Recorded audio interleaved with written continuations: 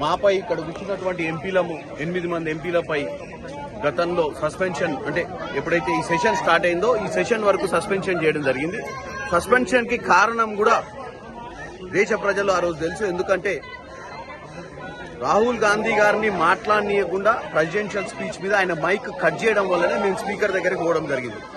ఈ రోజు అవిశ్వాస తీర్మానం పెట్టడం జరిగింది స్పీకర్ మీద. ఎందుకంటే స్పీకర్ అనే వ్యక్తి హౌస్ లో అందరినీ సరి సమానంగా చూడాల్సిన అవసరం ఉంది, అందరికీ సరైన అవకాశం ఇవ్వాల్సిన అవసరం ఉంది.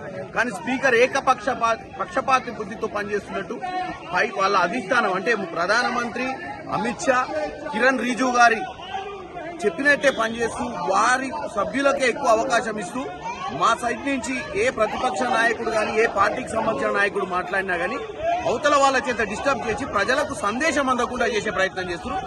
ఈ రోజు ఈ బ్రేక్ తర్వాత రెండో రోజు కూడా మేము ఇక్కడ మకర్ ద్వార్ దగ్గర ధర్నా చేస్తున్నాం. ఎందుకంటే అవిశ్వాస తీర్మానంలో మమ్మల్ని కూడా భాగస్వాములు చేయాలని. ఎందుకంటే మేమే కదా ఆ రోజు సస్పెండ్ అయింది. మేము ఆ రోజు సస్పెండ్ అయినప్పుడు మేము నిషికాంత్ దూబే కూడా సస్పెన్షన్ చేయాల్సిన అవసరం ఉందని చెప్పినాము.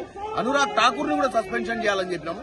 కానీ స్పీకర్ ఎట్టి నిర్ణయాలు కూడా తీసుకోలేదు. కేవలం కాంగ్రెస్ పార్టీ, కమ్యూనిస్ట్ పార్టీ సభ్యుని 8 మందినే సస్పెండ్ చేయడం జరిగింది.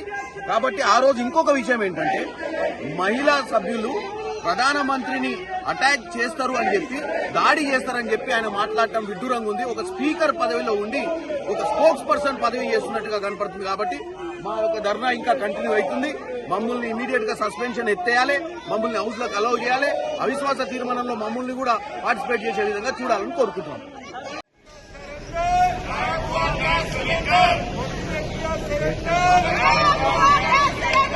चले जाएंगे